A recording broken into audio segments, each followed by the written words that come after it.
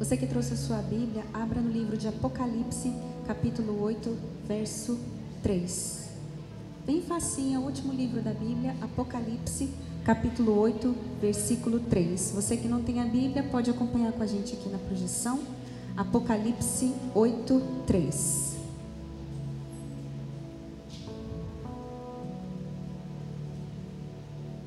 Glória a Deus. Apocalipse 8, 3. Você que encontrou e pudesse colocar em pé mais um momento em reverência à palavra de Deus.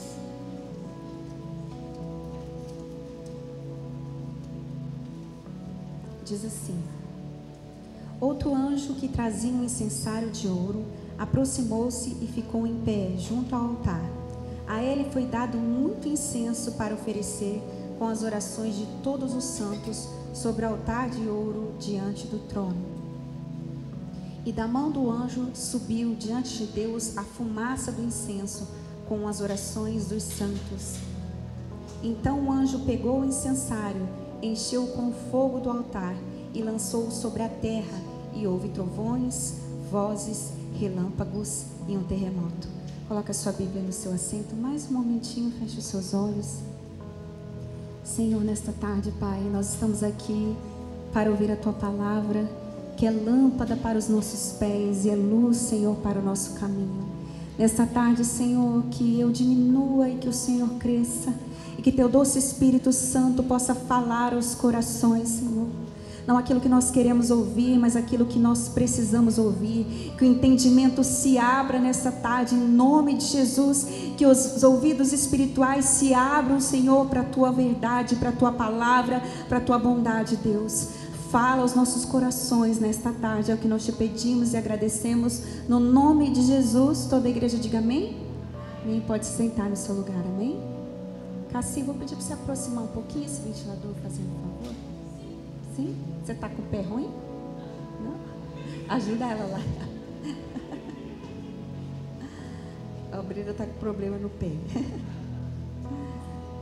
Glória a Deus. Amém.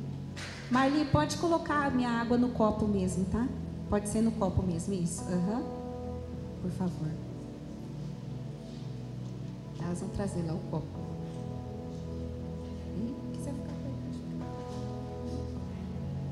Glória a Deus.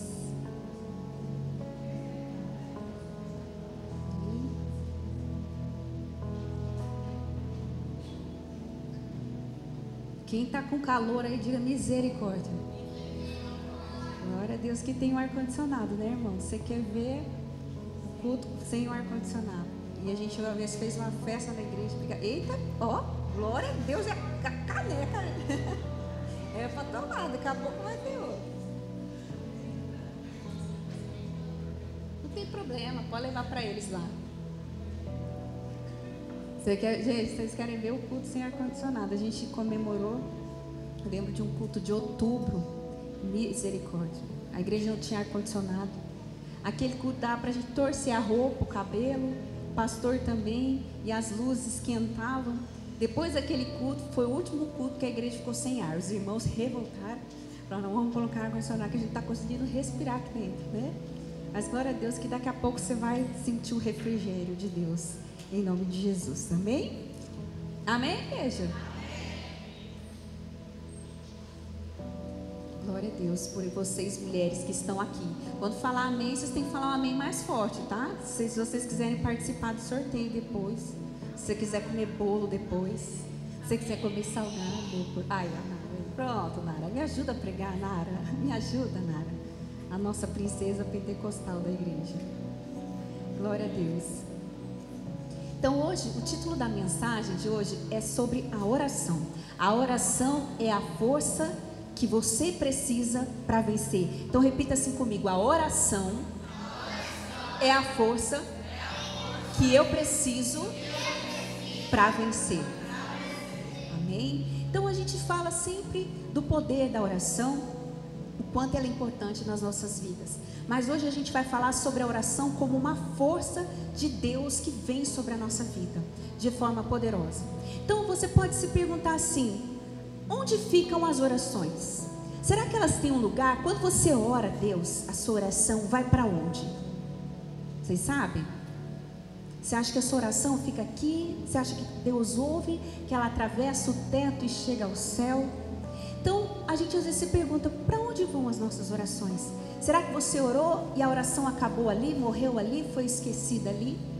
E em Apocalipse, nós temos uma revelação da palavra de Deus a respeito da oração. E a oração, nessa visão, conta que as orações dos santos, quem são os santos?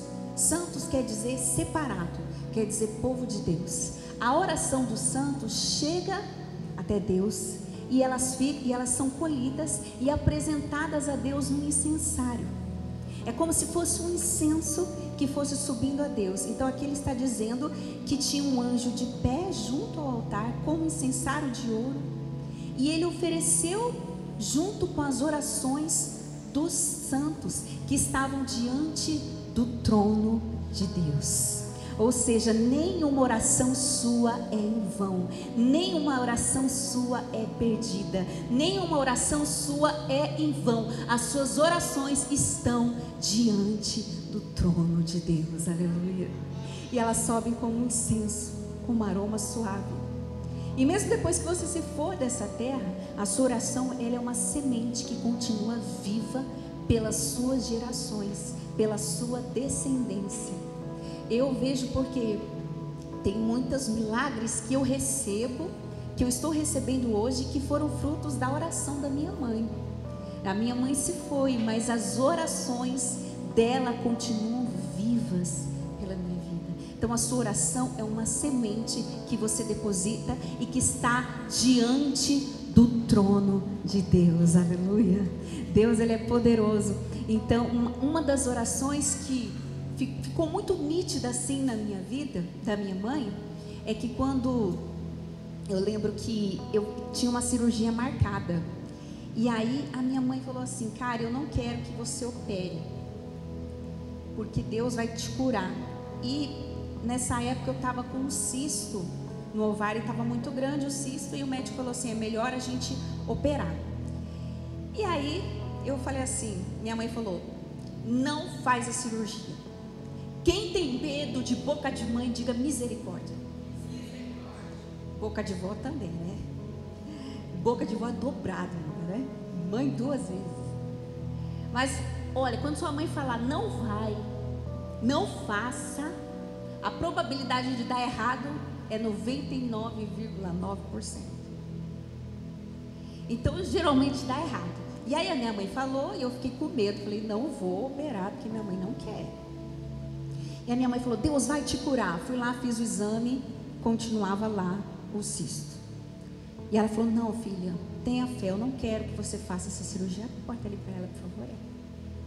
É que aqui dentro fica escuro, lá dentro fica clara, e à noite inverte. Então, ela falou assim, eu falei: mãe, ó, em respeito a você, eu não vou fazer essa cirurgia, mas o cisto está lá. E aí eu não operei, em respeito à vontade da minha mãe. Depois que ela faleceu, mais ou menos uns 2 meses depois, eu fui fazer um check-up.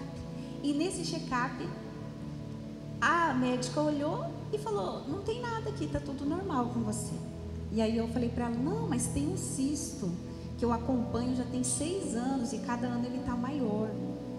Ela falou: ah, é? Então peraí que eu vou colocar de novo, só porque você falou agora eu vou olhar de novo. E ela procurou,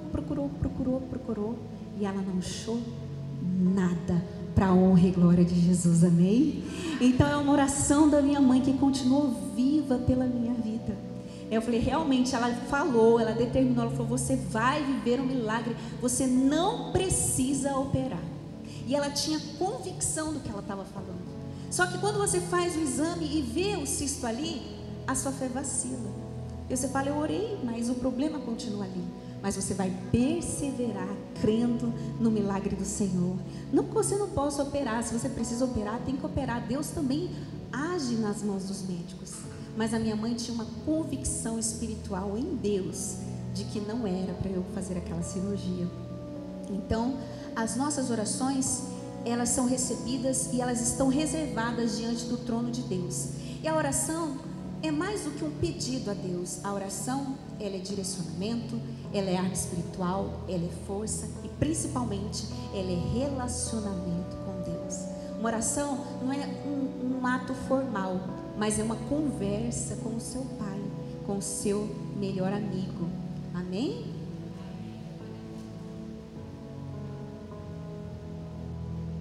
E aqui ele diz assim que o anjo, quando recebe as orações, ele pega as orações e toma o incensário, enche de fogo e atira na terra. E aí tem trovão, tem terremoto, tempestade. Essa visão é uma visão do Apocalipse, do final dos tempos, mas ela nos dá uma prévia do que significa a oração no mundo espiritual diante do trono de Deus, que sempre vem uma resposta do céu em direção às nossas vidas. E aqui, tanto o terremoto, quanto o trovão, quanto a tempestade, são coisas sobrenaturais, são coisas que não estão ao nosso alcance e a gente não tem poder de fazer. Então toda vez que você ora, a sua oração, o seu clamor sobe a Deus, existe uma resposta do céu sobre a sua vida. Aleluia. Então, a oração, a gente vai falar sobre 3 poderes grandes que tem a oração sobre a nossa vida. A primeira é a força para vencer as tentações e um direcionamento para a sua caminhada com Deus. Então, a gente vai falar sobre o relacionamento com Deus. Então, para você ter unção, ter graça de Deus, você precisa ter relacionamento com Deus. E isso requer que você invista tempo com Deus. Tempo para orar, tempo para ler a palavra, tempo para se encher de Deus. E foi dito aqui no culto que a gente só investe naquilo que a gente valoriza. Então, quando você entender a importância de ouvir a palavra, de congregar, de ceiar, de estar na presença de Deus, você vai aprender que isso tem que ser uma prioridade na sua vida, independente daquilo que você esteja passando. Porque a gente investe naquilo que a gente valoriza. E se você não dedicar tempo com Deus, com a palavra, com a comunhão, você não vai ter força para vencer a tentação. A gente vai falar de uma pessoa na Bíblia que tinha a manifestação do poder de Deus sobre a vida dela, mas era uma pessoa que não orava. Só orava nos momentos de desespero. Eu não sei se você se identifica com essa pessoa. Fala, misericórdia. Você quer ver uma pessoa crente é quando ela está passando pela prova, não é? Ela ora de dia, ora de tarde, ora de noite, não tem culto, ela quer ter culto. Pastor, eu preciso orar. E a Bíblia fala de Sansão. Sansão, ele era um homem que provou da manifestação do poder de Deus de maneira... Uma das maiores manifestações do Espírito de Deus, da força de Deus, foi através de Sansão. Mas Sansão, ele não orava. Ele não era um homem de oração. Ele não era um homem que tinha relacionamento com Deus. Ele só orava na hora do desespero. Está passando pela luta, Sansão orava. Ele só falava naquele momento ali com Deus. Mas ele não falava com Deus para tomar uma decisão, para fazer suas escolhas, para pedir direcionamento. Ele não tinha Deus como um amigo. Por isso que ele foi fracassando. E ele foi fracassando de tal forma que a palavra de Deus diz que ele nem percebeu que o Espírito de Deus não estava mais com ele. E a gente vai se afastando de Deus conforme a gente vai caminhando para longe do seu direcionamento. E infelizmente às vezes a gente chega nesse nível, que é de não perceber mais a presença do Espírito Santo. É aquela presença que te acolhe, aquela presença que te abraça. E você não perceber mais que essa presença não está mais com você. Ah, ela está sempre comigo. O Senhor diz que se você buscar, Ele será achado de você. Porém, se você o deixar, Ele também vai te deixar. Então ele não percebeu, porque ele foi deixando a presença de Deus. Você vai perceber na sua vida que as decisões, os seus maiores fracassos, as decisões que você mais se frustrou na sua vida, foram as decisões que você tomou sem orar, sem pedir direção de Deus. Você foi pelo seu coração. Às vezes você nem perguntou, nem pediu a oração para o pastor, porque você já sabia que a resposta era não. E aí você se frustrou. A palavra de Deus em Mateus 26:41 diz: vigiai e orai para que não entreis em tentação, porque o espírito na verdade está pronto, mas a carne é fraca. Então a oração, ela é a força, ela é o poder para você vencer a tentação. E como a gente é tentado, é ou não é verdade? A gente é tentado. A gente passa por provas, por lutas. E como que a gente vai vencer as tentações, as adversidades? Através da oração. A irmã falou hoje para mim: pastora, hoje deu problema na geladeira, eu fui secar meu cabelo, o secador explodiu. Você sabe o que é isso para uma mulher, igreja? Ficar sem a escova, sem o secador, isso é levante. Como que eu vou para a igreja descabelada? E ela falou: sorte que não explodiu, né? Em mim, o secador. Já pensou? É melhor ficar com o cabelo esvoaçante e tá vivo.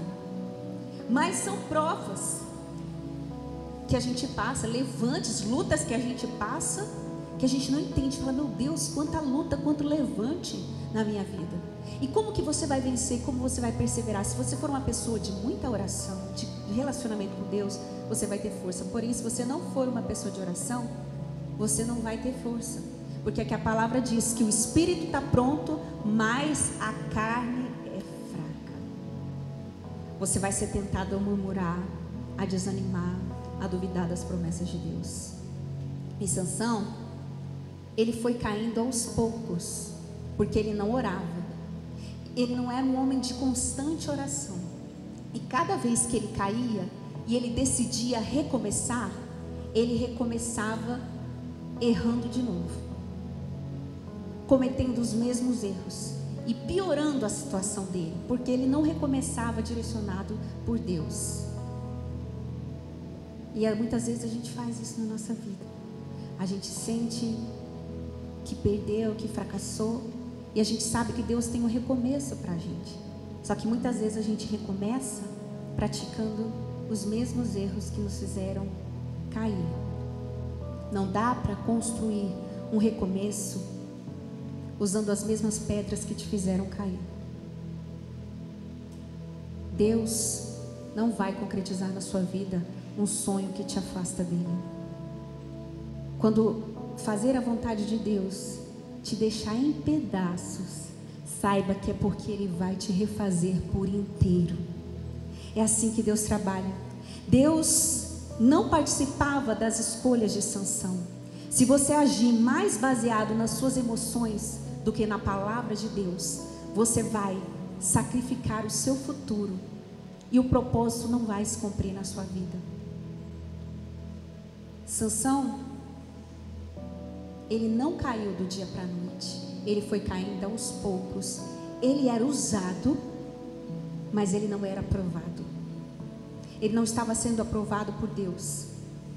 Sansão, ele teve um primeiro casamento fracassado, depois ele se envolveu com uma prostituta, e aí ele decide recomeçar com Dalila, com quem Deus não tinha propósito. Então ele foi recomeçando cada vez mais errado, porque ele foi seguindo as suas emoções, a sua vontade. E para Deus te guiar até a vontade dele, isso pode significar se afastar de pessoas e ambientes que você preza muito, assim como era o coração de Sansão, porque eles não fazem parte do cenário de restauração que Deus tem para a sua vida. Sansão, por momentos de pecado, Sansão sacrificou uma vida com Deus. Quando ele disse sim para o pecado, ele disse não para o propósito de Deus. Toda vez que você disser sim para o pecado, sim para aquilo que te afasta de Deus, você está dizendo não para o propósito dele. Ainda que te doa fazer a vontade de Deus, ainda que custe, ainda que seja difícil para você, escolha a vontade de Deus, porque o que Deus tem para a sua vida não se compara ao que o inimigo possa trazer. Nada do que Deus tem para a sua vida. Os pensamentos do Senhor são mais altos do que os seus. Os caminhos do Senhor são mais altos do que os meus. Então sempre escolha a vontade de Deus. Aleluia. Escolha a vontade do Senhor. Sempre, sempre, porque é a melhor coisa que você pode fazer. O que Deus tem não se compara. Se Sansão tivesse uma vida de oração, se Sansão consultasse a Deus nas suas escolhas, ele não teria casado, ele não teria tido o seu primeiro casamento. Ele se casou com uma mulher que os seus pais falaram: Sansão, escolhe uma mulher do Senhor. Não, eu quero aquela, eu quero que agrade os meus olhos. Fracassou no casamento. Depois, se ele orasse e falasse: não, eu já errei uma vez, agora eu vou fazer certo, agora eu quero recomeçar com Deus, porque o Espírito do Senhor se apodera de mim, eu tenho um propósito, a minha mãe era estéril, olha os milagres que Deus já fez na minha vida e através de mim, eu vou orar. E aí ele vai e se envolve com uma prostituta. Daquele momento eu vou orar, agora eu vou orar. Nessa fase final, o Espírito de Deus já tinha se afastado dele, porque ele foi caindo dia após dia. E aí quando ele se envolve com Dalila, com quem Deus não tinha propósito, ele queria recomeçar errado, na expectativa errada. A oração não é para fazer a sua vontade, mas para que a vontade de Deus se cumpra na sua vida. Então quando ele vai e ora, se ele orasse e pedisse, jamais ele teria se envolvido com Dalila. Ele saberia que ela não o amava. Ele saberia que ela foi plantada pelo inimigo para destruir o ministério dele na terra. Ele saberia que o final dele seria triste se ele continuasse por aquele caminho, mas porque ele não tinha uma vida de oração. Você não vai ver Sansão consultando a Deus: Senhor, a Dalila é do Senhor para a minha vida. Ele se guiava pelo coração, pelas emoções. Parece que é de Deus, olha, até vai à igreja, mas quem disse que isso significa que essa pessoa é de Deus e que é ela que Deus vai colocar na sua vida? Mas é difícil vencer a tentação, é difícil, mas se você for uma pessoa de oração, você vai ter força para vencer a tentação. Se ele fosse um homem de oração, ele teria força para resistir a Dalila, ele teria sabedoria de Deus, e o que faltou para ele. Mas é difícil porque muitas vezes, quando você começar a orar, você vai entender que a vontade de Deus, ela vai se cumprir na sua vida. E na maioria das vezes, a vontade de Deus não é igual à sua. Na maioria das vezes, a vontade de Deus é totalmente diferente da sua. Porque a gente não sabe. E muitas vezes a gente precisa renunciar sentimentos, emoções. Talvez hoje você se sinta sem força para renunciar um sentimento que te faz mal. Como vencer a dor do coração? Como vencer as tentações? Você vai aprender que você vai vencer não tendo momentos com Deus, mas uma vida com Deus. Amém? Amém, igreja? Eu estou sozinha aqui? Cadê as obreiras dessa igreja para dar um glória a Deus? Está tudo dormindo. Cadê a Nara? Vocês estão com calor, né, gente? Aí a Nara veio, achei que você não tinha vindo nada. Então, Deus, Ele preenche todos os espaços nas nossas vidas. Ele preenche o vazio da nossa alma. E Ele transforma o nosso vale seco em manancial de vida, de restauração na presença dEle. Amém?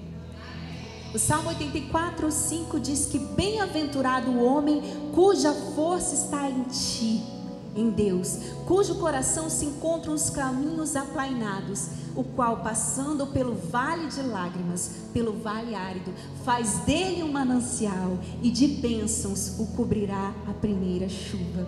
Ou seja, aquele que tem a força em ti, aquele que tem a força no Senhor, que tem o coração aplainado, que tirou os embaraços, que tira tudo aquilo que afasta de Deus, cuja força está no Senhor, a força está em oração. Ele passa pelo vale de lágrimas, ele passa pelo vale difícil, mas faz dele um manancial e de bênçãos o cobrirá a primeira chuva. O que é a primeira chuva? Era a primeira chuva daquele deserto. Assim como Deus vai te surpreender. Você vai pensar: eu nunca vivi isso, eu nunca experimentei isso. Se prepare para a primeira chuva de Deus na sua vida. Se prepare para a presença de Deus na sua vida. Aleluia. Saiba que portas fechadas também conduzem à vontade de Deus. Os nãos também conduzem à vontade de Deus. Portas fechadas também libertam. Então, com Deus você aprende que você não vai ter momentos de oração, mas uma vida de oração. A oração tem a chave do céu. E sabe, igreja, você vai ver que se você tiver uma vida de oração, se você acostumar a participar de oração, Deus sempre vai te alertar. Eu ia para os cultos com a minha mãe, mas quando não tinha culto, a gente estava sempre em oração. E quando tinha oração, a gente participava. A gente tinha costume de fazer orações em casa, junto com outras pessoas, recebia pessoas na nossa casa para orar, e a gente também participava de oração em outros lugares. E eu me lembro que isso foi o que fortaleceu muito as nossas vidas para a gente passar pelas provas, pelas lutas, pelas dificuldades. Então, como eu sempre participava de oração, eu estava entrando num relacionamento que não era de Deus para a minha vida, uma pessoa que não era do Senhor. E como eu tinha uma vida de oração, todas as vezes que eu ia na oração, Deus tomava alguém para falar comigo e dizer: esse caminho não é do Senhor para você, renuncia. Todas as vezes, igreja, eu falava: mãe, eu não quero ir, eu não vou. Que as irmãs da oração, misericórdia, as irmãs do sapatinho de fogo, Deus mostra tudo para elas. Não vou não. Aí minha mãe: vamos. E minha mãe em nenhum momento se manifestou. Deixa Deus trabalhar. Aí eu brinco assim, né, com vocês aqui, que quem gosta de revelação senta no primeiro banco de roupa fosforescente, que é para ser notado, e fica procurando o olho do pastor. Quem não gosta e não quer, senta no fundo, de nude, que é a cor apagada, né? Se enfia debaixo do banco.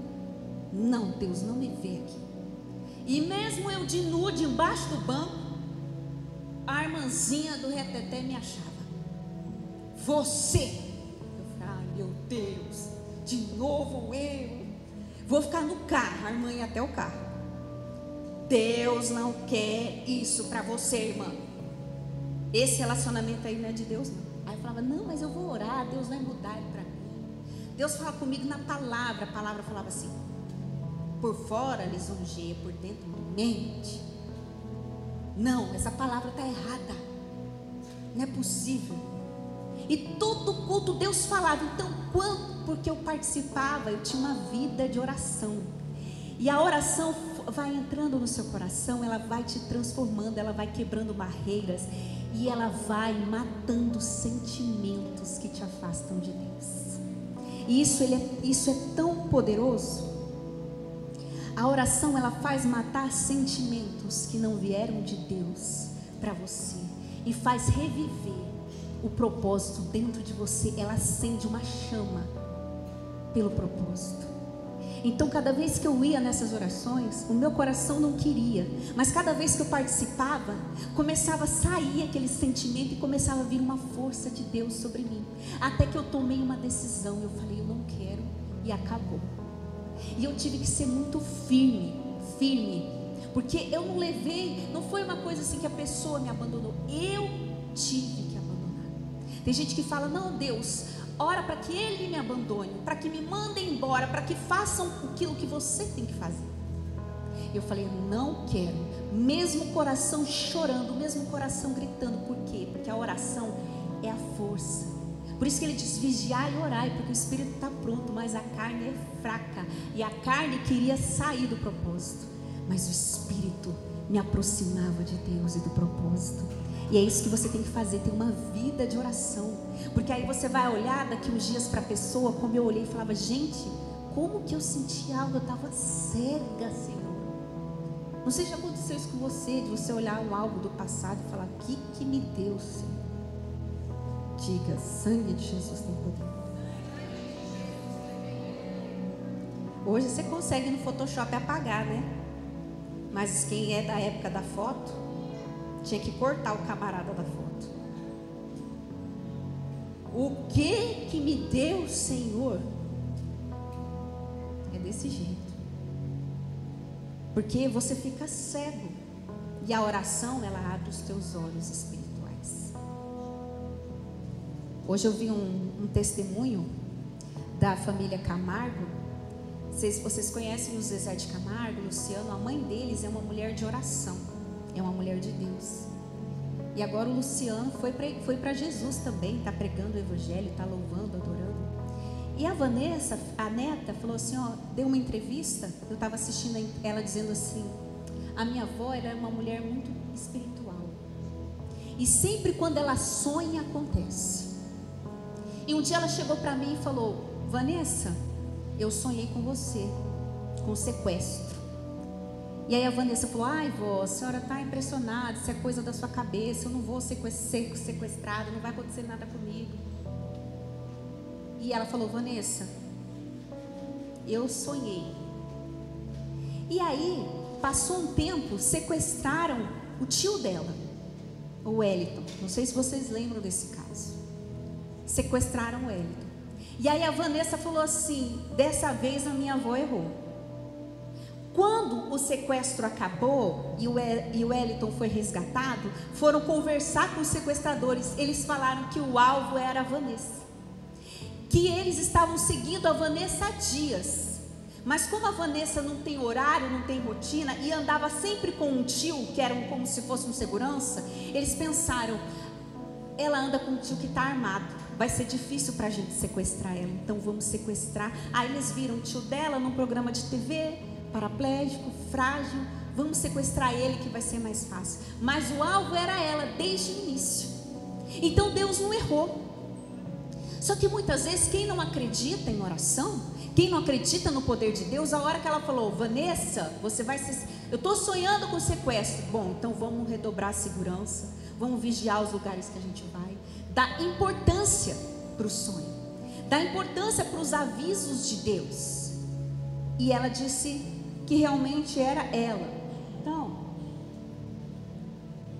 uma vida de oração vai te poupar de desgastes das batalhas. A gente fala: não, eu não vou para a oração, que hoje eu vou trabalhar, hoje eu vou fazer isso, hoje eu vou fazer aquilo.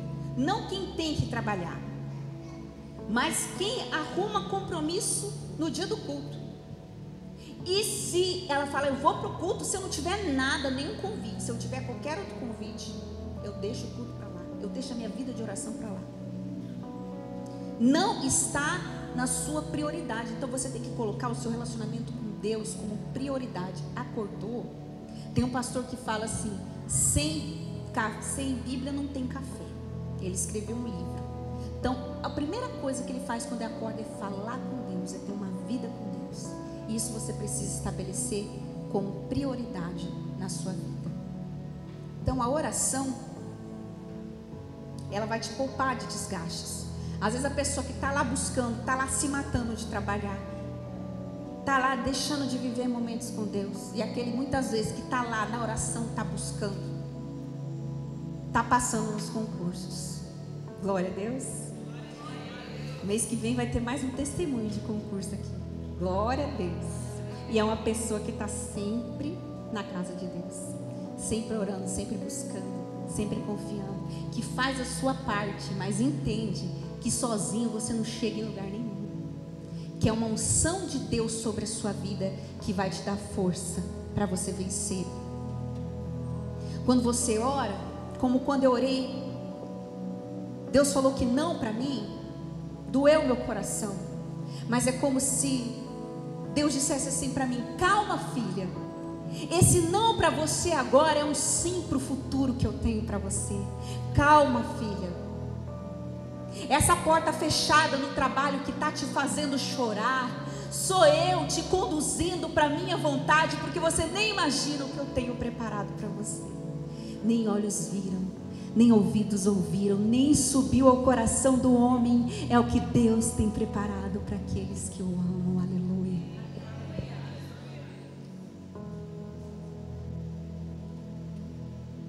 O trabalho que eu estou hoje foi uma porta que Deus fechou lá atrás e que Ele fechou lá.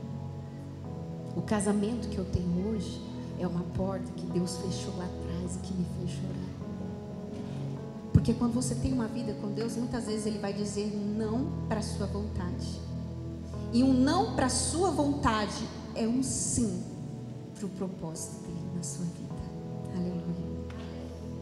Então a oração é que vai te dar força para vencer a tentação. Por quê? Porque você vai estar querendo uma coisa que Deus não quer para você. E se você não tiver oração, você não vai conseguir vencer a vontade do seu coração e você vai fazer aquilo que o seu coração quer. Mas se você começar a ouvir a voz de Deus, Ele vai te dar força para resistir o pecado e para cumprir a vontade de Deus.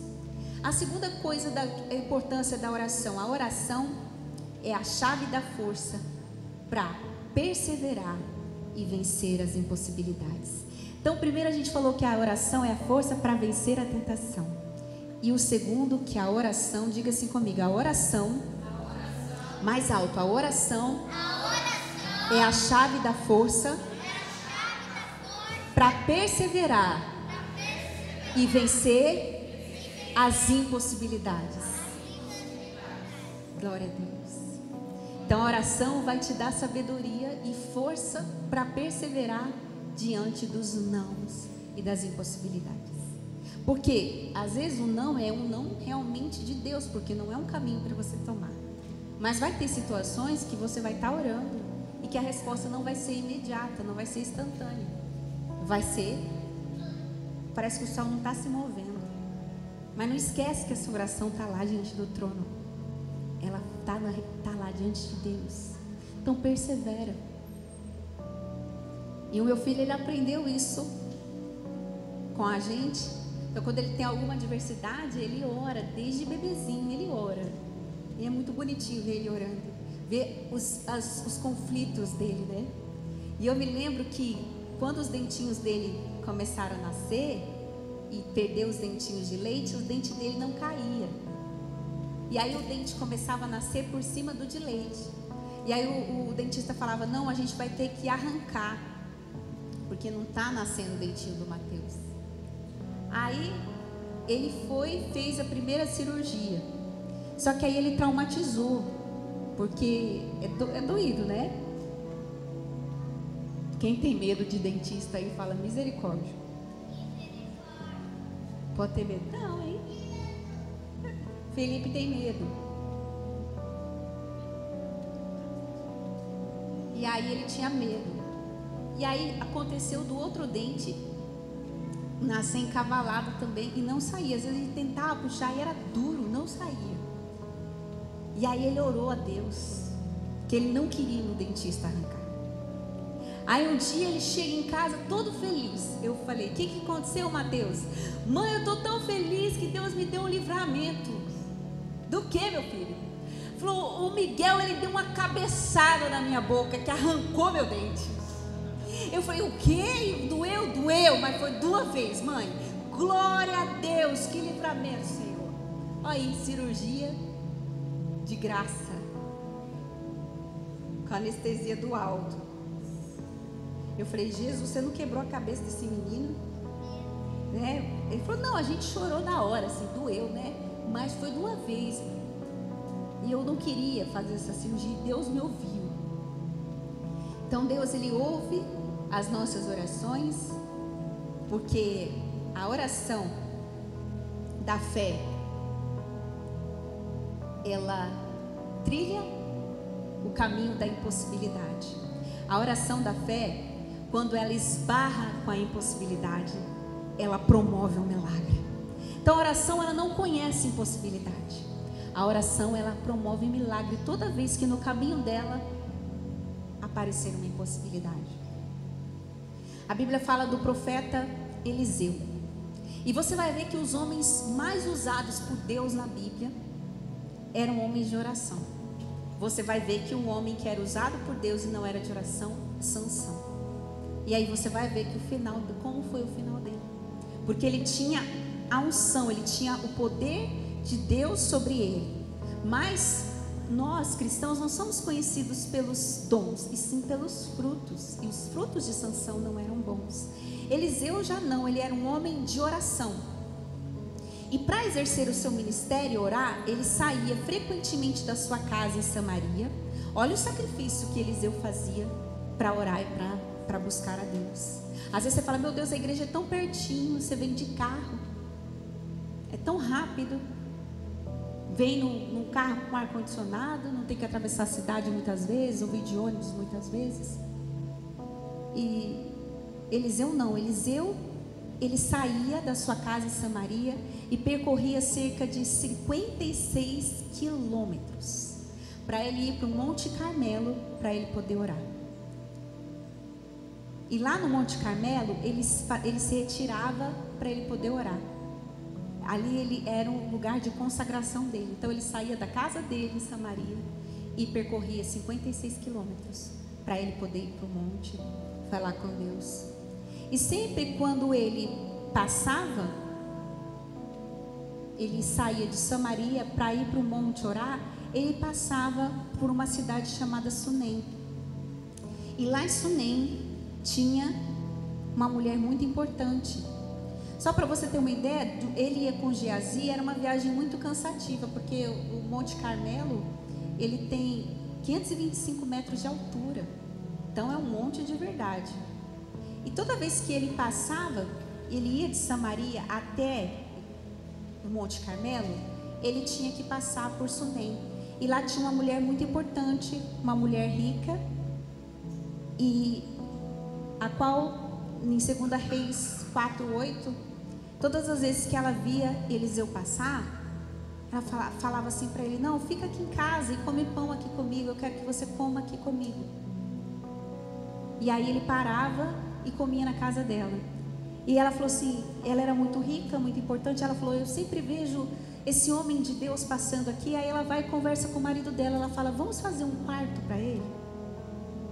Olha a importância que ela dava para a presença de Deus. E domingo aqui o pastor falou sobre isso, foi um culto muito bonito, sobre a importância que as pessoas dão à palavra de Deus. E a gente hoje tem um lugar muito especial onde a gente faz os batismos da igreja, e nós somos tratados com tanto amor, com tanto carinho. Todas as vezes a glória de Deus desce no batismo, é algo lindo de ver. E essa mulher, ela viu, eu vejo que ele é um homem de Deus. E aí ela pede para o seu marido, vamos construir um quarto para ele junto ao muro. Então era um quarto no piso superior, e aí a escada era pelo lado de fora. E aí ela faz um quarto para ele. E aí Eliseu fica tão grato com aquilo, ele diz assim, eu preciso retribuir aquela mulher de alguma forma. O que eu vou fazer para retribuir? Aí ele pensa, o que eu vou fazer por você? E ela não pede nada. Aí ele fala com o assistente dele, o Geazi fala assim, olha, eu vejo que o marido dela é velho e ela não tem filhos. E aí Eliseu falou, já sei. Aí Eliseu olha para ela e fala assim, daqui 1 ano eu vou voltar e você vai estar com o filho nos braços. Aí quando ela recebe essa promessa com alegria, o filho dela nasce. E aí o filho nasce e a bênção é entregue para a vida dela. Eu não sei se você, assim como essa mulher, tem observado as pessoas que Deus coloca na sua vida. Se você tem dado valor a essas pessoas, se você tem prestado atenção nessas pessoas, se na sua vida também tem um lugar para elas. Assim como Eliseu, ele tinha um quarto na casa de uma mulher. E realmente ele era um homem muito de Deus, porque o marido concordou e fez o quarto para o profeta. E o quarto era no piso superior, então era como se fosse aqui, a escada era do lado de fora. Então não sei se você tem feito um quarto, o que você tem feito com o seu tempo com Deus, se você tem na sua casa um cantinho de oração, se você valoriza quando Deus coloca alguém dele no seu caminho, como você tem tratado essa pessoa. E ela comove Eliseu com aquele amor, e Eliseu pensa, eu preciso ser recíproco. Ele podia pensar, ela é rica, ela tem tudo, então por que eu preciso fazer algo para ela? Mas quem é de Deus entende o poder da reciprocidade. E aí ele disse, eu vou voltar dentro de 1 ano e você vai estar com o filho nos braços.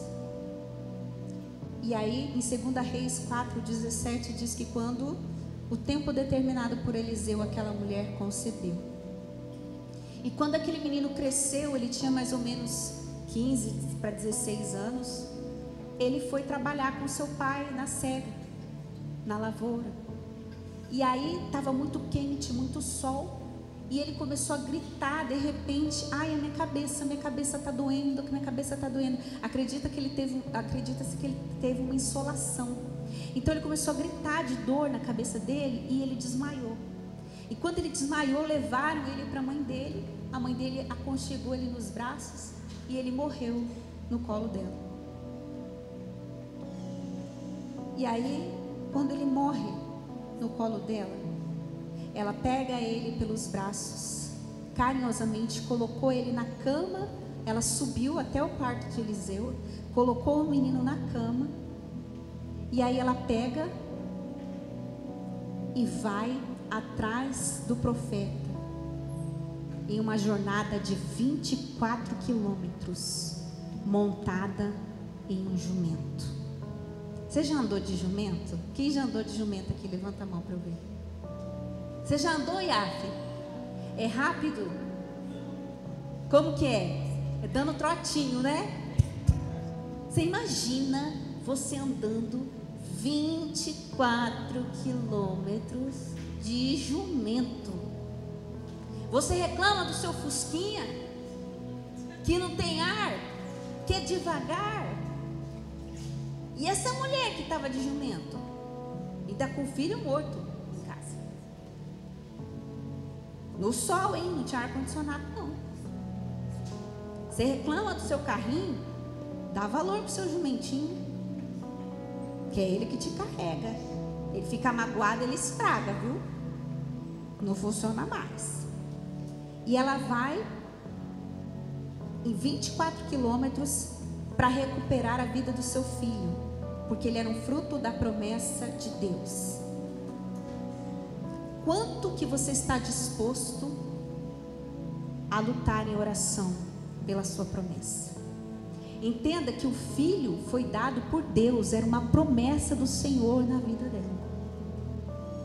E ele sendo uma promessa de Deus, como que uma promessa de Deus, como que ele morre? Não tem sentido Deus dar um filho para ele viver tão pouco. Ela não aceitou aquela situação. Não vamos lá, vamos enterrar Deus. Olha, a gente não acredita em Deus mesmo, Eliseu não é profeta, coisa nenhuma. Não, ela foi lá atrás de quem poderia resolver o problema dela. Ela enfrentou o obstáculo, ela enfrentou a dor, ela enfrentou o medo. Quando saudavam ela pelo caminho: tá tudo bem? Ela falou: tá tudo bem. Porque não adianta você postar na rede social, não adianta você falar para aquele seu amigo que não vai fazer nada por você. Compartilhe a sua dor com Deus, com quem vai orar de verdade por você. Ela não saiu expondo aos quatro ventos o problema dela, porque ela sabia que quem tinha poder para resolver era Deus. Então quem encontrava ela falava: tá tudo bem com o filho morto.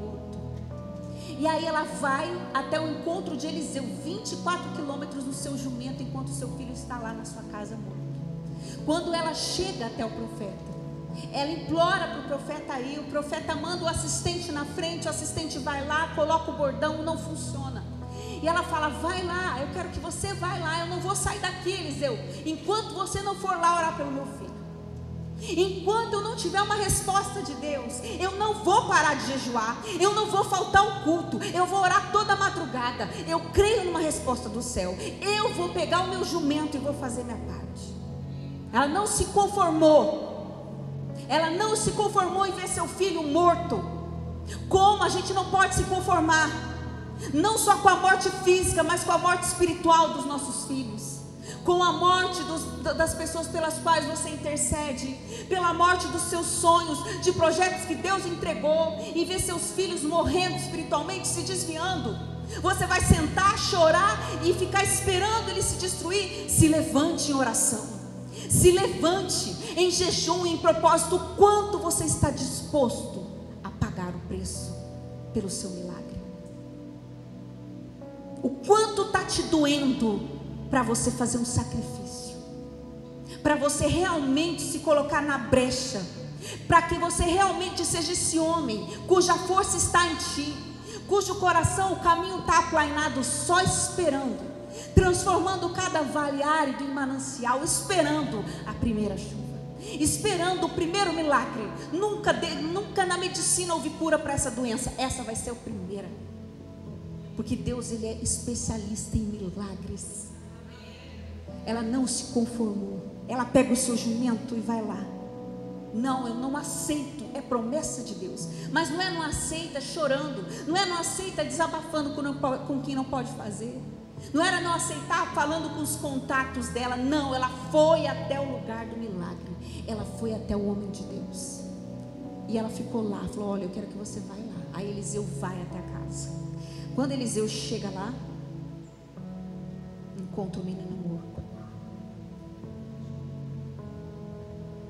E o que eu faço por um sonho que morreu? Às vezes você vê algo que Deus te prometeu se esvair das suas mãos. Uma pessoa pela qual você orou.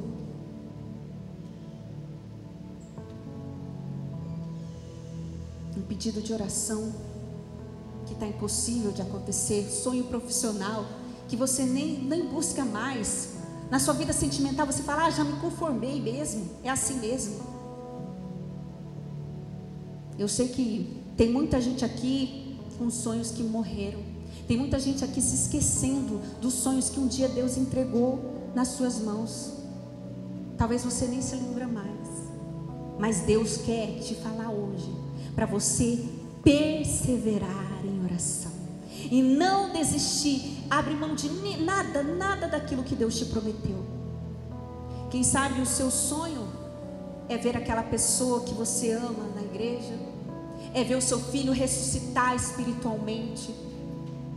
Talvez o seu sonho é por algo que seja tão impossível. Mas a sunamita, ela decidiu firmemente: eu não aceito a morte da promessa de Deus na minha casa e na minha família. E aí ela vai, e Eliseu vai e ora. Aí a palavra de Deus diz que Eliseu vai, sobe até o quarto do menino, sobe lá e vê o menino e ora pelo menino. Só que depois que Eliseu ora, o menino esquenta, mas o menino não ressuscita.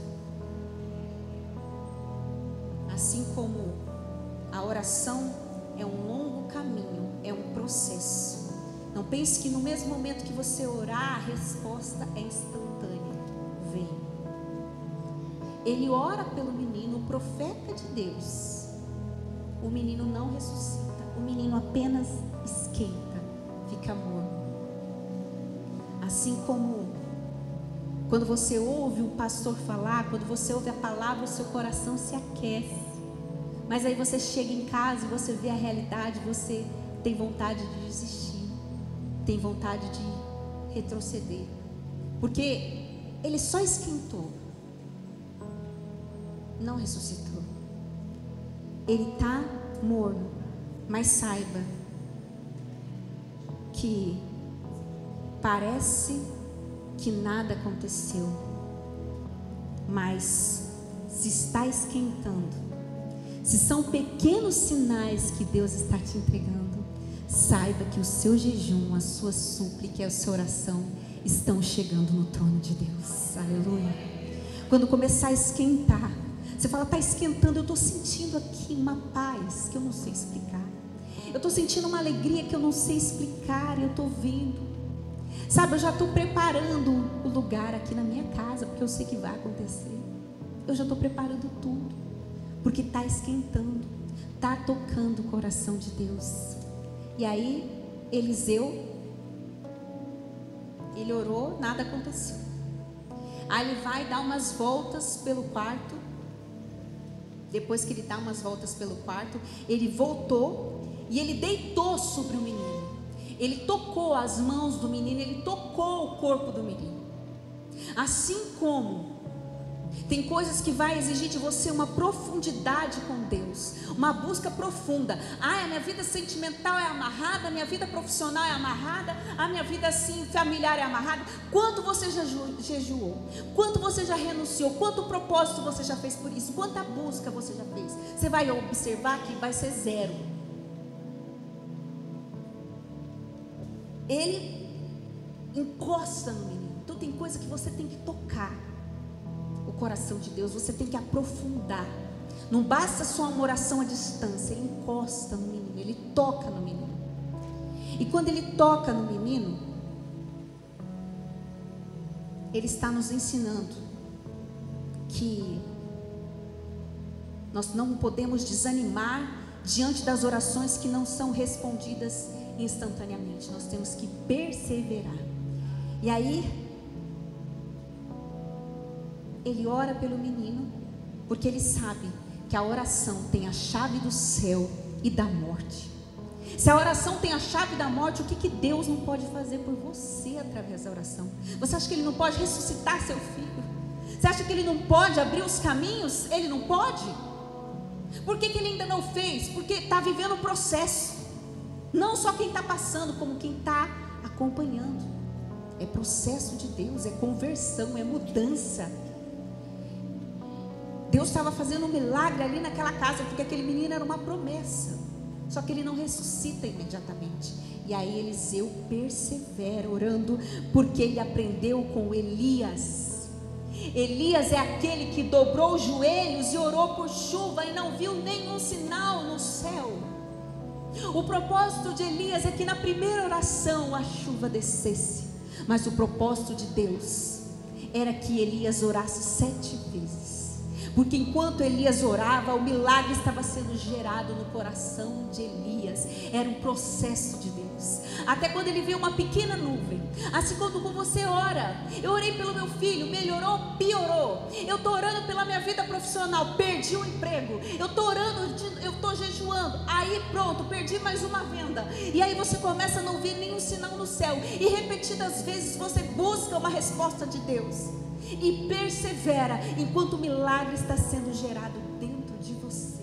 Aleluia. Até que quando ele vê uma pequena nuvem, ele fala: pode preparar o carro que vem chuva. Aleluia. Assim como para Eliseu sentir aquele menino esquentar, ele pensou: eu vou perseverar, porque Deus vai fazer um milagre. Aleluia. E aí quando ele deita sobre o menino espirra 7 vezes. Quando o menino espirra 7 vezes, ele fala: toma aí o seu filho. Ele espirra 7 vezes. E provavelmente aquele desmaio foi alguma obstrução que ele teve na cabeça dele. E o que é o espirro? O espirro é uma resposta reflexa a algo que irrita o revestimento do nariz. E isso, quando irrita o nariz, estimula e ele tem que expelir. Então, para algumas promessas reviverem na sua vida e acontecerem, alguns sentimentos e comportamentos precisam ser expelidos da sua vida. Assim como ele espirrou 7 vezes, significa que algumas coisas precisam sair, que estão obstruindo a vida do menino. Então o espirro é uma irritação, é algo que está incomodando, é algo que está atrapalhando, que precisa sair, ser expelido da sua vida, para que o milagre possa ser completo. Então quando ele espirra, você vai entender que alguns comportamentos você vai precisar deixar na sua vida. Nós, como pastores, às vezes vamos orar na casa das pessoas, já vimos doença espiritual numa pessoa por falta de perdão. E a gente orar e falar: meu Deus, eu estou correndo com a minha filha pelos médicos e ninguém descobre, já gastei tudo que tinha, igual a mulher do fluxo de sangue. Essa irmã veio parar na igreja. Na hora da oração, Deus falou: falta de perdão, conserto na família. Quando o conserto veio, a menina ficou curada. Eu já vi, igreja, vida sentimental fracassada por causa de carência emocional, porque qualquer pessoa que entra na vida dela, ela coloca no lugar de Deus, ou por promiscuidade. vida sentimental fracassada. Se você tiver uma vida promíscua na prostituição, não vai chegar a promessa na sua vida. Isso tem que ser expelido. Vida financeira fracassada por avareza ou por pessoa que não sabe administrar a vida financeira. Deixa aí, deixa aí, deixa aí. Não tem controle, ou tem controle demais. Já vi milagres que só dependiam de um posicionamento da pessoa, e não houve posicionamento. Então tem coisas que precisam ser expelidas da sua vida em nome de Jesus. Então, se você crê, Senhor, o que é que está impedindo o meu milagre de ressuscitar? Peça para Deus te mostrar. E tudo que não tiver de acordo com a vontade dEle vai ser expelido da sua vida em nome de Jesus, amém? Para que o seu milagre possa ressuscitar, para que tudo aquilo que você sonhou em Deus possa ressuscitar. Não sei se é um pedido impossível que hoje está agoniando o seu coração. Olha, o que eu desejo, pastora, está igual esse menino morto, é impossível de acontecer. Começa a orar até ele esquentar. Começa a orar até esquentar. Começa propósito, começa jejum, começa a orar até ele espirrar. E deixa ele espirrar. Ninguém gosta de espirrar. Espirro é incômodo. Deus incomoda, Deus mexe, Deus arranca. Para quê? Para que Ele derrame a vida e a cura sobre nós, amém? E a última coisa que nós vamos falar da oração: a oração é a chave da força para vencer as emoções negativas e cumprir o propósito. Diga assim comigo: a oração é a chave da força para vencer as emoções negativas e cumprir o propósito. Jesus é o maior exemplo disso. Antes dele escolher os seus discípulos, ele ia para o monte orar. Antes de você tomar uma decisão, vai orar. Não tem resposta? Vou para o monte, vou buscar mais. Jesus sempre, quando ele começou o seu ministério, antes ele passou por 40 dias de jejum no deserto e foi tentado por Satanás. Mas ele teve força. Por quê? Porque ele tinha busca e vida com Deus. Porque a oração te faz vencer, dá força para vencer a tentação. A oração te dá força para perseverar diante da impossibilidade. E a oração é a força para vencer as emoções negativas. Como que Jesus fez? Jesus, os momentos mais lindos da vida de Jesus, é o momento que a igreja preza todos os meses, é a Santa Ceia. Porque a Santa Ceia é um mandamento e a gente tem que cumprir. Por isso que a palavra fala assim, por isso que tem muita gente fraca e doente, não está ceando, não está em comunhão com a mesa. Então, quando Jesus foi instituir a Santa Ceia, foi um dos momentos mais difíceis do ministério de Jesus. Porque ao mesmo tempo que ele instituía a Santa Ceia, aquele momento ia lembrar para sempre a morte dele na cruz. Ele estava a poucos minutos de viver o pior dia da sua vida. Naquele dia, além de lembrar a sua morte, ele ia experimentar a dor de ser traído por um dos seus discípulos. Mas quem ora a Deus encontra a forma dele de reagir diante do mundo. E a oração te capacita a vencer o processo difícil. A Bíblia diz que na noite em que Jesus foi traído, que foi no dia da ceia, que está em 1 Coríntios 11, 23, que é o texto que nós lemos na ceia. Na noite em que Jesus foi traído, ele afirma aos seus discípulos o propósito para o qual ele veio. Ele disse: esse é o meu sangue, o sangue da nova aliança. Como tomai, bebei, e ele será derramado para a remissão dos pecados. Na noite em que Jesus foi traído, na noite mais difícil da vida de Jesus, pouco tempo antes ele estava orando, né? Ele ora, ele busca, você vê Jesus orando no Getsemane antes de passar pela cruz, porque ele deixou um ensinamento para a gente, de uma vida de oração. E na noite em que ele foi traído, ele pega o pão, e dá graças a Deus. E o que isso ensina pra gente? Não deixe que a dor da traição ou do abandono te faça perder a perspectiva do teu propósito. Ele tinha um propósito. Nem vira a sua essência de amor, a essência de Cristo que há em você. Sofrer uma traição, um abandono pode te levar à sensação de desprezo, de inferioridade ou te adoecer emocionalmente. No entanto, a Bíblia diz que Jesus, em 1 Coríntios 11, 23, que na noite que foi traído, tomou o pão e, tendo dado graças, o partiu. Como é difícil louvar a Deus nos momentos de traição, de dor, de abandono. Como é difícil louvar a Deus quando a gente se vê diante de uma impossibilidade. Como é difícil louvar a Deus diante das emoções negativas. Como é difícil. Como é difícil ser grato no momento de adversidade. Como é difícil repartir o que temos de bom com as pessoas. Então a Bíblia faz questão de enfatizar que foi na noite em que ele foi traído. O que ele fez? Ele levantou da mesa, não vou comer mais.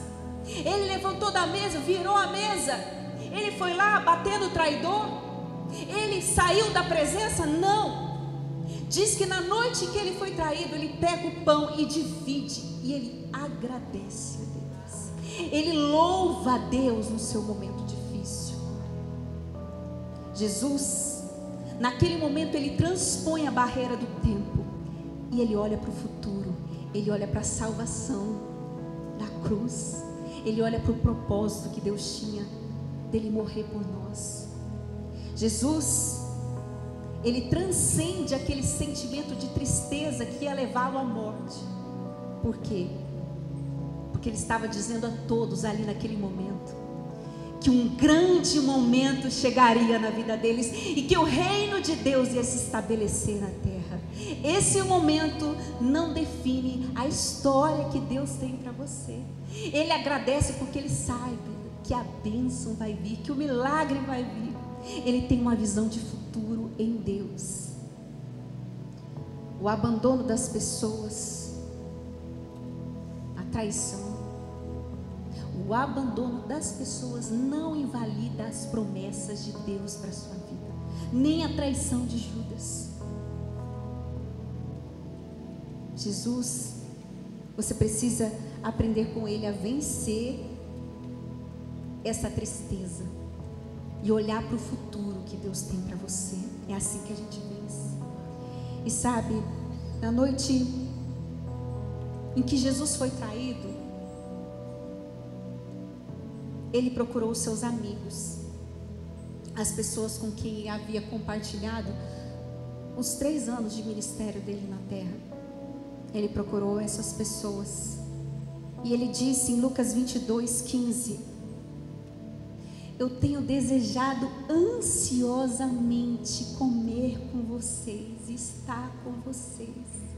Ele queria estar perto dos seus amigos.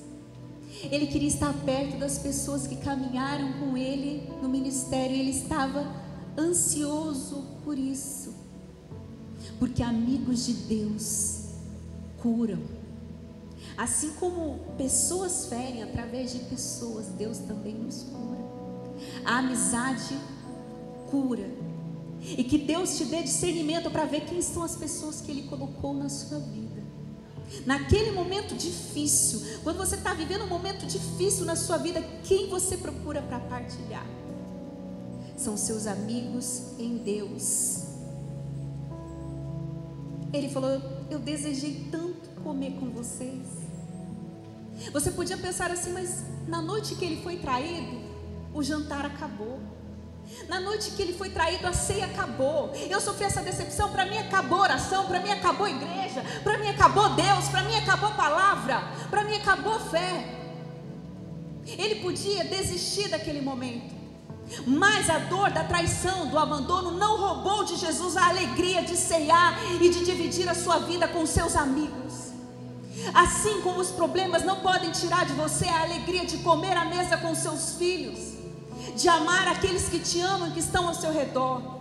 Assim como nesse Natal, talvez você vai fazer uma mesa linda, uma grande festa, e as pessoas que te amam vão estar ali à sua volta, e você tem que prezar esses momentos em família, igreja, porque Jesus está voltando. Os dias das 10 estão cada vez mais difíceis. A gente tem o hoje, então aproveite o seu hoje com quem Deus colocou ao seu lado. Então talvez você vai fazer uma mesa linda para esperar as pessoas, e aquela pessoa que você convidou e não foi, e desprezou o seu convite, vai ter o poder de estragar toda a sua noite de Natal. Você não tem que olhar para ela, você tem que olhar para os que te amam e estão ao redor da sua mesa. Aqueles que decidiram compartilhar contigo. Esquece quem não foi, esquece quem desprezou o convite, esquece quem esqueceu do seu aniversário, esquece. Preza quem lembrou, preza quem está lá. Jesus pensou: um vai me trair, mas os demais não. E eu sei, num momento difícil, eu quero comer com eles, eu quero me alegrar com os meus amigos. Que nenhuma dor, nenhuma decepção roube de você a alegria de celebrar o que Deus te entregou. Aleluia.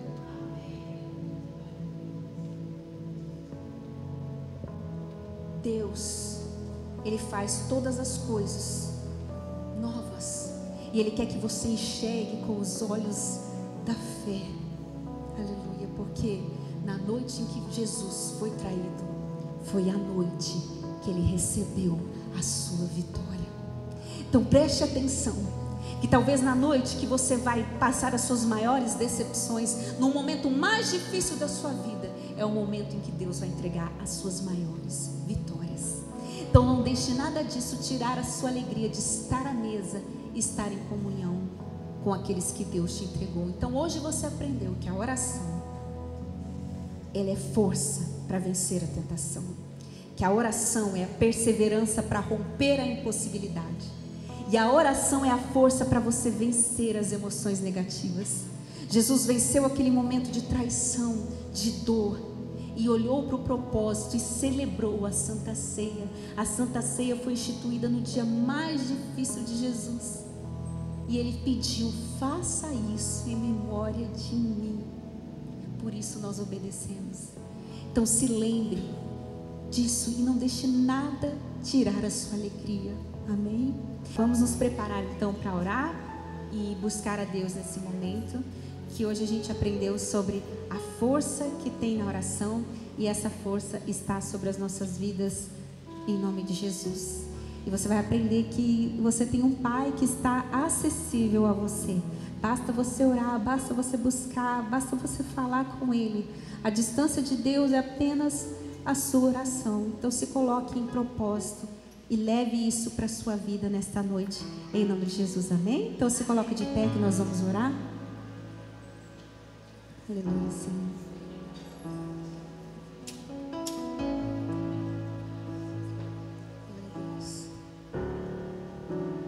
Aleluia, Jesus. Feche os seus olhos em onde você está. Pense em Deus agora, do Senhor que te trouxe aqui nesse lugar, está aqui, a presença dEle está aqui e é real nas nossas vidas. Aleluia, glória a Deus. Nós te louvamos e te amamos, Jesus. Obrigada pela tua presença aqui, obrigada, Senhor, pela tua glória aqui, Senhor. Hoje você aprendeu que a oração, ela é uma chave, que ela é força para você vencer os desafios, que ela é força para você vencer as adversidades da vida. E hoje Deus está aqui. Você não precisa falar bonito, você não precisa ter palavras rebuscadas, não. Você só precisa falar com Ele. Você só precisa abrir o seu coração na presença dEle e dizer o quanto você precisa dEle, o quanto você o ama, o quanto você precisa de direcionamento dEle para a sua vida, para os seus caminhos, para a tua alma. Você só precisa dizer a Ele o quanto Ele é importante para você. Você só precisa ter um relacionamento com Ele todos os dias. Não momentos com Deus, mas uma vida com Deus é que vai mudar a sua história. Você vai ver que muitas vezes as tentações virão para te derrubar, para te desanimar, mas se você tiver um relacionamento, uma vida de oração, você vai vencer a tentação. Por isso que Jesus disse: vigiai e orai, porque o espírito está pronto, mas a carne é fraca. A oração vai te dar força para vencer o desânimo. Assim como muitas vezes você vai se ver como aquela mulher diante do seu filho morto, da sua promessa, de sonhos perdidos, sonhos que um dia Deus colocou no seu coração. Mas assim como Eliseu, volte quantas vezes forem necessárias, se dobre na presença de Deus e você vai tocar o seu milagre. Deus vai ressuscitar os seus sonhos, vai fazer renascer cada promessa que Ele entregou na sua vida. E mesmo que você tenha sido abandonado ou traído como Jesus, a oração vai te dar força para vencer as emoções negativas. Como Jesus, na noite em que foi traído, na noite mais difícil da sua vida, Ele desejou estar com os seus amigos. Os amigos de Deus nos curam. Ele desejou dar graças a Deus e dividir o que Ele tinha de bom. Divida o que você tem de melhor com as pessoas que Deus colocar na sua vida para cuidar de você. Não deixe nada roubar a sua alegria, a alegria da presença de Deus na sua vida. E hoje Deus quer dizer para você: eu sou o seu Pai. Basta você chamar por Ele, basta você orar, basta você crer, basta você confiar. Jesus, você não veio aqui por causa de um convite, você não veio aqui por acaso, você veio aqui porque Deus te trouxe, porque Ele queria falar ao seu coração de forma poderosa. Aleluia, Jesus. Te amamos, Deus. Aleluia. Muitos me conhecem pelo nome, outros me conhecem só de ouvir falar. Alguns são de perto, outros de longe. Com licença eu vou me apresentar. Sabe quem eu sou? Eu sou aquele que te ouviu chorar. Eu sou o único que escolheu ficar, amigo confidente, um pai que sempre sabe te aconselhar.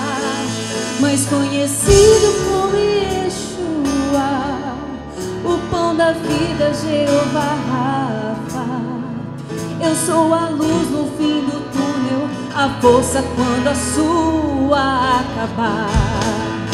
E se precisar, é só chamar.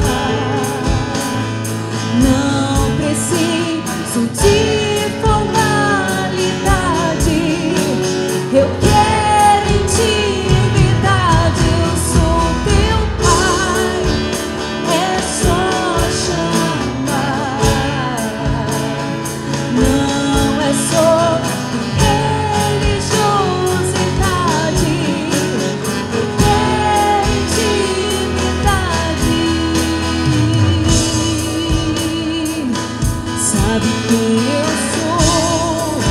sou aquele que te ouviu chorar. Eu sou o único que escolheu ficar, amigo confidente, um pai que sempre sabe te aconselhar. Mas conhecido como Yeshua, o pão da vida, Jeová Rafa. Eu sou a luz no fim do túnel, a força quando a sua acabar. E se precisar, é só chamar. Não preciso de formalidade,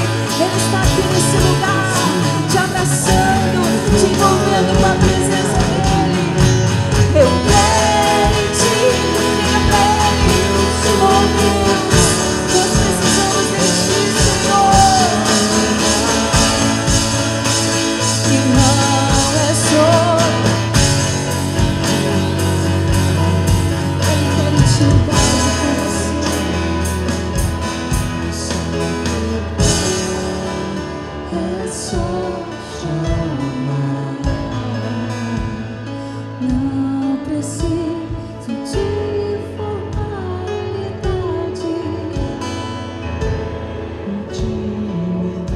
Eu sou teu pai, é só e não é só.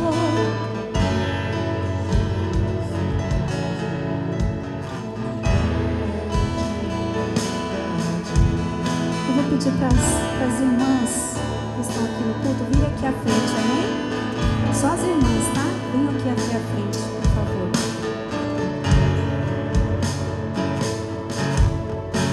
E os homens vão estender as mãos para cá, amém? É só chamar, não precisa, ele não precisa. Eu quero te verdade, eu sou teu pai, e sou. Chame por ele diante da morte. Chame por ele diante do vazio que a sua alma se encontra hoje. Chame por ele quando a desesperança entrar no seu coração. Chame por ele quando as coisas derem certo. Divida com seu amigo. Ó Deus, obrigada, tá dando certo. E se não tá também, chama o seu amigo. Chama o seu amigo a todo momento. Fale com ele. Divida a sua vida com ele. Divida os seus sonhos com ele. Deixa ele participar da sua vida, porque ele é aquele que prepara uma mesa na presença dos meus inimigos. Deus é aquele que tem um banquete diante das suas lutas, diante das suas adversidades, diante dos seus maiores medos. Ele prepara um banquete para dizer: filho, vem comer comigo. Filho, vem cear comigo. Filho, vem participar comigo. E eu sou teu pai, e é só, e não é sobre.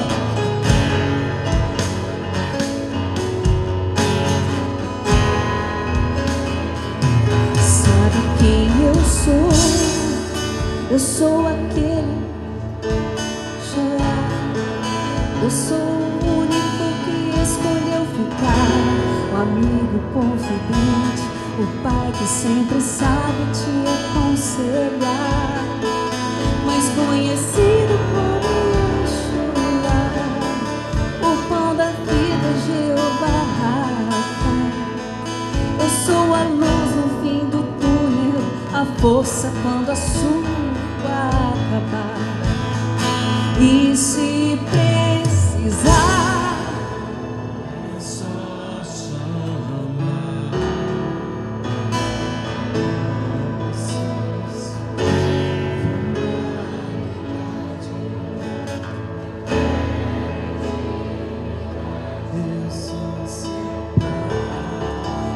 é só, não é sobre, não.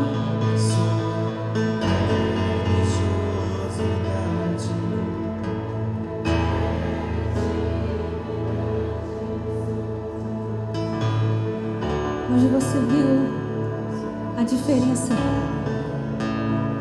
de um homem religioso e um homem que tinha intimidade com Deus. Sansão, ele viu a glória de Deus, mas ele era religioso. Ele só orava nos momentos de desespero. Deus não fazia parte das escolhas de Sansão, dos sonhos de Sansão. Já Eliseu não. Eliseu, ele sabia que a força dele vinha do alto. Ele andava mais de 50 quilômetros para poder ir para o monte, para falar com o Pai, para pedir socorro para o Pai, para ser cheio da presença do Pai. Ele não via barreiras, ele não via dificuldades. E quando ele profetizou sobre a vida daquela mulher, e aquela mulher o chama para dizer: olha, o filho que você disse que Deus me daria, você me enganou, não me enganes. Ele morreu. Eliseu, ele não disse assim: eu sinto muito. Infelizmente acontece. Eliseu sabia em quem ele cria. Ele sabia no poder do Senhor. E Jesus nem havia passado pela terra ainda, mas ele sabia que Deus é poderoso para vencer a morte, que a morte não é nada diante do poder da oração. Ele ora, o menino apenas esquenta, mas ele continua orando, ele continua orando, ele continua orando. Assim como Deus quer que você continue orando, continue orando, continue orando, continue orando, continue orando. Eu sei que essa caminhada às vezes é dolorosa, é solitária, mas Deus coloca amigos para te abraçarem, para orarem com você, uma igreja para te acolher. Não fique nessa luta sozinho, não fique nessa guerra sozinho. Deus quer participar com você e trazer esperança, renovo para o seu coração hoje. Aleluia, aleluia, aleluia. E você vai descobrir como Eliseu sabia que o maior do que as promessas era conhecer o dono das promessas. Deus quer que você conheça esse lugar no Santo dos Santos, diante do trono, onde as orações dos santos são colhidas por Deus. Ele quer ver você diante do trono, diante do santo lugar, porque quando você experimentar o santo lugar, a glória de Deus, nunca mais você vai querer estar em outro lugar. Porque quem está e quem conhece o santo lugar não deseja viver em outro lugar. E hoje a glória de Deus vai envolver a sua vida, e uma força sobrenatural descerá do céu sobre você. Aleluia, aleluia, aleluia. O incenso está subindo, o incenso está subindo, a glória está subindo. Então derrama o seu coração diante dele. Oh, aleluia, aleluia. Derrame a sua oração, derrame o seu coração para o Pai, para o Pai, para o Pai. Fala para Ele, fala para Ele. Uma atmosfera de glória está invadindo esse lugar. Bem-aventurado o homem cuja força está em ti, cujo coração se encontra os caminhos aplainados, o qual passando pelo vale de lágrimas, pelo vale árido, faz dele um manancial, e de bênçãos o cobrirá a primeira chuva. A chuva de glória está descendo sobre o teu vale árido nesta noite. Aleluia. Santo, santo é o teu nome, Senhor. Aleluia, aleluia, aleluia. Uma nuvem de glória está sobre esse lugar. Aleluia. Eu não preciso ser conhecido por ninguém. Diga para ele: a minha glória é fazer com que conheçam a ti. E que te digo para que tu cresças, Senhor, mais e mais.